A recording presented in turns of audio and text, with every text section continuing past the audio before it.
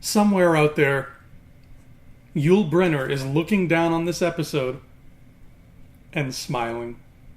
Ba-da-ba-ba-da-ba-ba. Hello, homies, one and all. My name is Andrew Fantasia. This is Thumb Together TV. Thanks so much for tuning in. As always, if you enjoy this video, please feel free to give it a thumbs up and give some love to that subscribe button. We are talking about Westworld Season 2, Episode 7, Les Ecorches. Now, my French is a little rusty, so I had to look this up. Okay? So I don't want you to think I knew this off the top of my head, because I'm not that smart, folks. I'm sorry. Ecorche is the French word for a drawing or a sculpture of the human body where the skin has been removed so that you can see what the musculature underneath looks like. These drawings are obviously very common in the medical field, even in like drawings done by Leonardo da Vinci when he's studying the human anatomy. And of course the Westworld logo with that host being, Vitruvian Man in that circle, the very look of the drone husks and all that, that's all an écorché. So it is literally the French word for a peek under the skin of humanity. And I really think that this episode was that peak. So we start everything off in the future, in the time after that valley got flooded. So this whole little post-flood time period we've got going on here. We get taken back to the room where poor Teresa met her fate back in season 1, and everybody's like, yo, what's up here, Bernard and Stubbs? What's going on? Why is there blood on the wall? Who killed Teresa? And they're like, it's shifty eyes all over the place. And then somebody discovers a hidden panel, and they push aside the panel, and they go into this other room that we've never seen before, and in that other room is a bunch of copies of Bernard's body, and that's when everybody learns Bernard has been a host this whole time. And when Charlotte finds that out, she takes Bernard into a chair and she straps him up and she starts torturing him to get information about where Abernathy's control unit went, because apparently she lost the damn thing. I thought they were going to go this Rashomon kind of route with this episode, because Charlotte is like, tell you what, Bernard, why don't you tell me how you remember things happening, and then I'll tell you how I remember things happening. I thought we were going to get two separate things, but in hindsight that doesn't really make sense. I mean, the show's already complex enough, you don't need to add more shit to it. So then we all cut back to the pre-flood time period, and for starters, let's talk about where we left off. Let's talk about Bernard inside that cradle, because there's some stuff happening in that cradle, boy.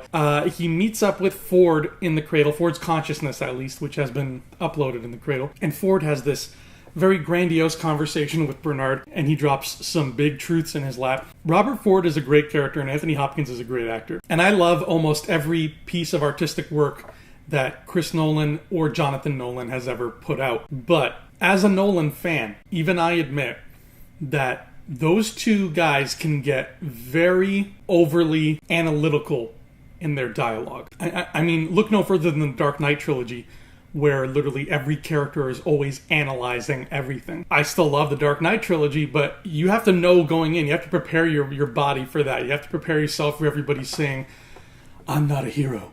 What is a hero? What does it mean to be alive? That's how everybody talks. And then, I would never want to sit down and have tea with the Nolans, because I feel like the conversation would just be a lot of that. I'd be like, hey, this tea's good. And they'd be like, well, what is good?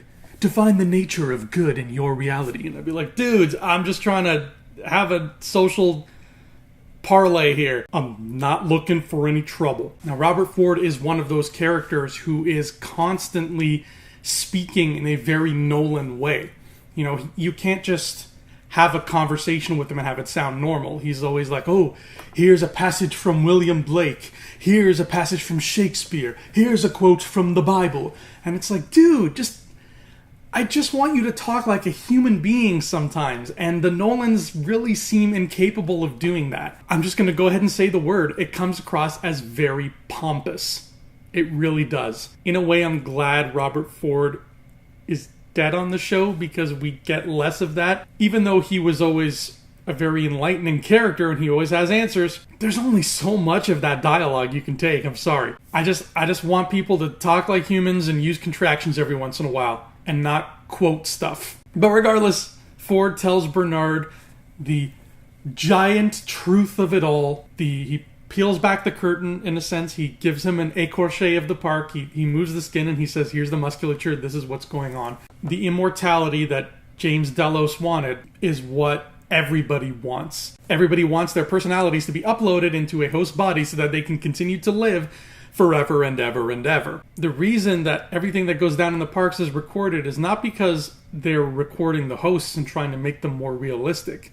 It's because they're recording the humans and trying to make them more realistic hosts. They want to capture every bit of a person's personality so that when it comes time to clone them, in a sense, they do it right. And that is the true secret of Westworld. That is what management wants. That is what I would assume a lot of, even, maybe not a lot, but some of the patrons might even want.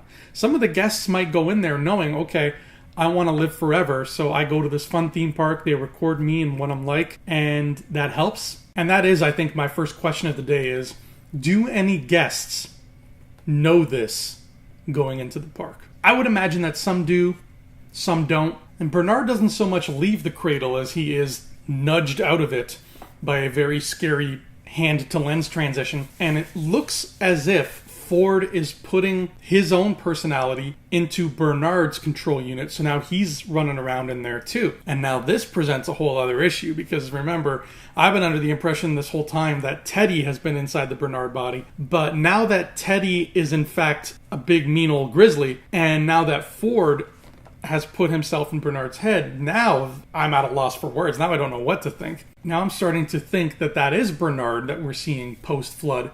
But for a very long time, he was not in control of his actions. For a very long time, it was Ford pulling all the strings from inside his head. And we see that a lot in this episode. Ford is basically the devil on his shoulder, telling Bernard, do this, do that. You know, you can't ignore me, so you might as well just do what I say. So my next question is Ford the one who flooded the valley and killed all those hosts? And I'm starting to think the answer is yes, man. But why? So what's Maeve doing this whole time? Well, Maeve is off with this girl who is quote-unquote her daughter, and they're hiding out in that cabin from Maeve's old memories, and the Ghost Nation is running around looking for them. And then who comes into the cabin but William? Because William has been running from the Ghost Nation too. And just like in her memories, you know, William comes barging through the door. But she's like, no, not this time, asshole. And she goes after him and she shoots him. William gets shot a hell of a lot of times in this episode. Mostly in his arms. Lucky. But one time in his chest. Because Lawrence kind of gets his memories back of what William had done to him in previous cycles. And Lawrence is not happy. So he turns his gun on William and he pulls the trigger. Now William's all shot up and he's like, oh God, I'm shot in many places. He's not saying that out loud, of course. Along come these dune buggies with all the, the soldiers on it. And they see these three people and they start opening fire. Lawrence gets shot a bunch. Maeve gets shot a bunch. William hides out behind like this piece of plywood, so they don't see him. And of course, Lawrence and Maeve are like down for the count. I'm assuming that Lawrence is dead. And both of them get hauled away by the humans, whereas William is still hiding and he's very, very, very wounded. And that's the last we see of him in this episode, and we don't know if he's going to make it out alive. Now, we see Maeve later on, and she's not in good shape either. But we don't see Lawrence. So my next question is, are Maeve, William, and Lawrence going to make it out of this alive? None of them walked out of that encounter without a scratch. You know, they are shot. Those are some shot people. And of course, Maeve's daughter ran for the hills because of all the shooting that went down. And as soon as she ran outside, the Ghost Nation's like, whoop, there she is. Yoink. And they grabbed her and they took her away. The Ghost Nation seems to me now, I'm 100% convinced the Ghost Nation are always woke. I just feel like they are always woke. They've got this spirituality. The whole maze thing is connected to them. I'm convinced. It explains why Maeve can't mind trick them. As far as I'm concerned, they are just completely woke all the time, but they have their own agenda. And their agenda involves getting this girl, but for what, I don't know. Maybe they need to lure Maeve to their place? I don't know. Whatever the reason, they take that girl. She's gone. She's with them now. So, why does the Ghost Nation want Maeve's daughter? I think they need to show Maeve something, and the best way to get her to go to this place is to have a hostage. Now, this episode feels a lot like a season finale in ways, mostly because Dolores and her group lead this giant attack on the mesa. It feels like we've been building to this attack for some time, so that's why it feels very finale-ish in a sense, but it's not. This is just another episode, but she gets where she wants to go and she attacks the mesa. She's looking for her father, and we get a battle between hosts and humans that lasts for the entire episode, and it's a damn good battle.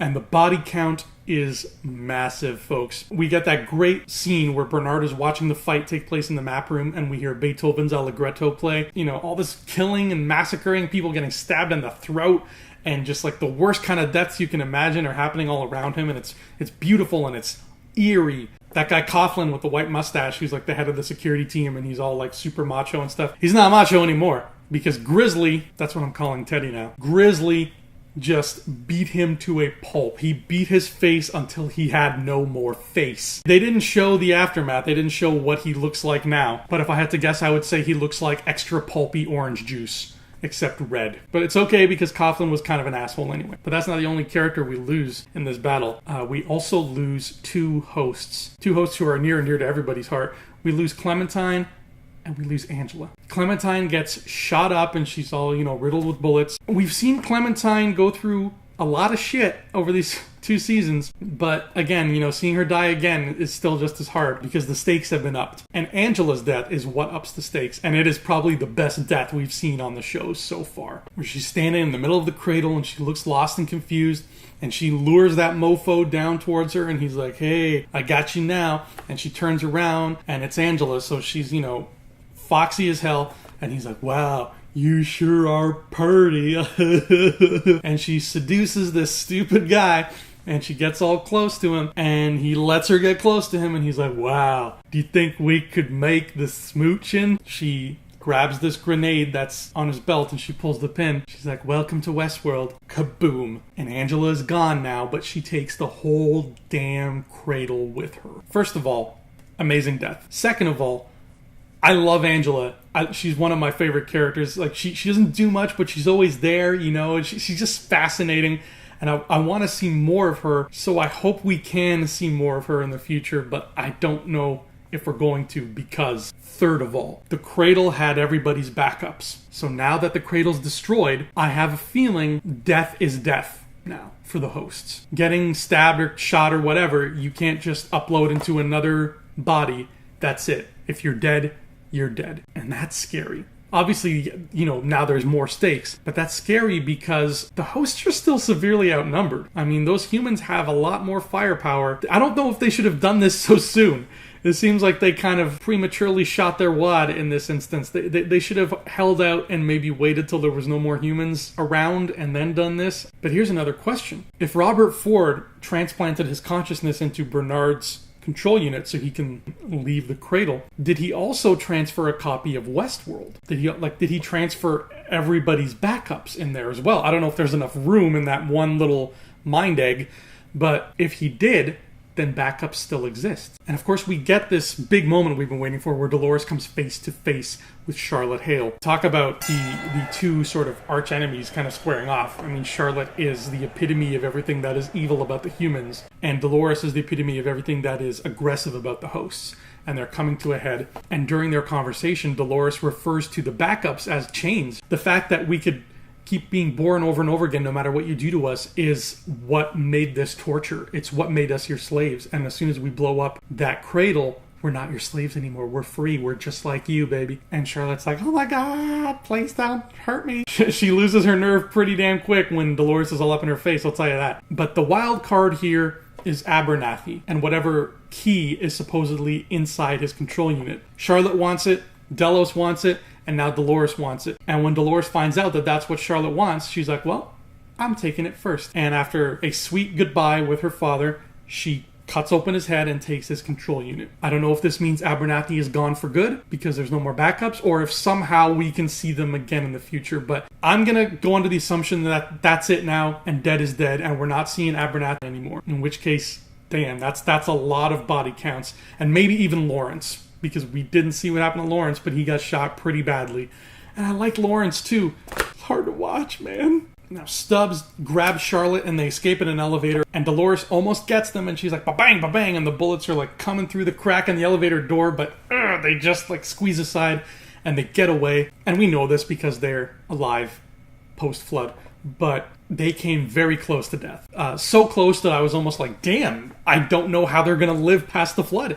And we saw it, and it was just a thin, close brush with the Grim Reaper, but they managed to get out of there in one piece. But I can't say the same for Maeve, because she's lying on that gurney and like she can't get up, and Dolores is like, here's a gun, you can put yourself out of your misery right now if you want, because I can see you're in a lot of pain. And Maeve is like, no, I made a promise, I'm gonna go find my little girl. And Dolores is like, all right, good luck with that, sister, I've got things to do. And she leaves her on that gurney to an unknown fate. In the same room, Lee Sizemore is hiding because he knows bad shit is happening, and when the coast is clear, he runs off to an unknown fate. That's why this felt so much like a finale, is everybody was left in this state of limbo, in this unknown fate, in a big way, not in a tune in next week way, in like a tune in next year kind of way. Now everybody seems to be gathering in one place. All the characters keep mentioning a place called the Valley Beyond. Charlotte and Stubbs are going there, Dolores' group is going there. I wouldn't be surprised if that's where the Ghost Nation are hiding out. All roads lead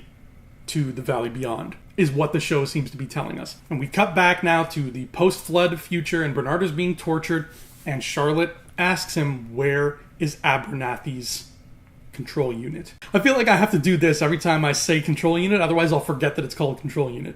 This helps somehow. And Bernard tells her that it's in Sector 16, Area 3 or something, somewhere in Sector 16. And it's revealed at that point that yes, that is the Valley Beyond.